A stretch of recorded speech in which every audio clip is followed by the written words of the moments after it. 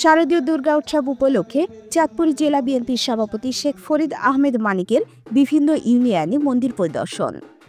মোহাম্মদ আরিফুল ইসলামের তথ্যচিত্রে বিস্তারিত। শারদীয় দুর্গাপূজা উপলক্ষে চাঁদপুর সদর উপজেলার বিভিন্ন মণ্ডপ পরিদর্শন করেন জেলা বিএনপির সভাপতি শেখ ফরিদ আহমেদ মানিক। 29 সেপ্টেম্বর সোমবার সন্ধ্যায় বালিয়া ইউনিয়নের রাধা গোবিন্দ মন্দির, কল্যাণপুর ইউনিয়নের দাসদী বড়সূত্র বাড়ি দুর্গা মন্দির, বিষ্ণুপুর ইউনিয়নের দামোদরদী সার্বজনীন দুর্গা উৎসব মণ্ডপ, শাহ মাহমুদপুর, মৈশাদী ও রামপুর দুর্গা পূজা মণ্ডপ পরিদর্শন করেন তিনি এবং প্রতিটি মন্দিরে আর্থিক উপহার প্রদান করেন। শেখ ফরিদ আহমেদ মানিক সনাতন ধর্মাবলম্বীদের উদ্দেশ্যে বলেন, তারেক রহমানের নির্দেশনায় আমরা প্রত্যেকটি পূজা মণ্ডপের পাশে থাকব। আপনারা যখনই কোনো সমস্যার সম্মুখীন হবেন আমাদের সহযোগিতা নিতে পারবেন। আমাদের বিএনপির নেতাকর্মীরা সার্বক্ষণিক আপনাদের সেবায় নিয়োজিত থাকবেন।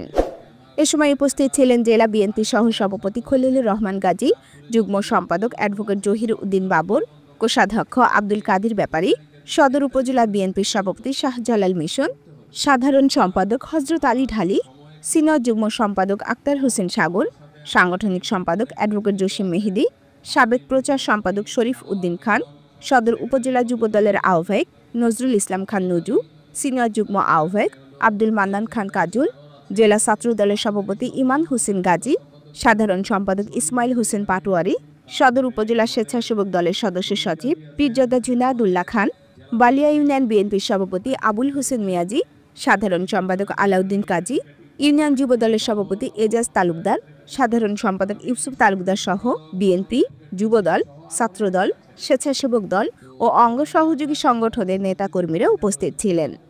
আপনারা যখনই কোনো সমস্যার সম্মুখীন হবেন আপনারা আমাদের করতে পারেন, আমাদের সাহায্য নিতে পারেন এবং আমাদের যারা বিএনপি নেতাকর্মী এখানে উপস্থিত আছে সবাই সার্বক্ষণিক আপনাদের সেবায় নিয়োজিত থাকবে।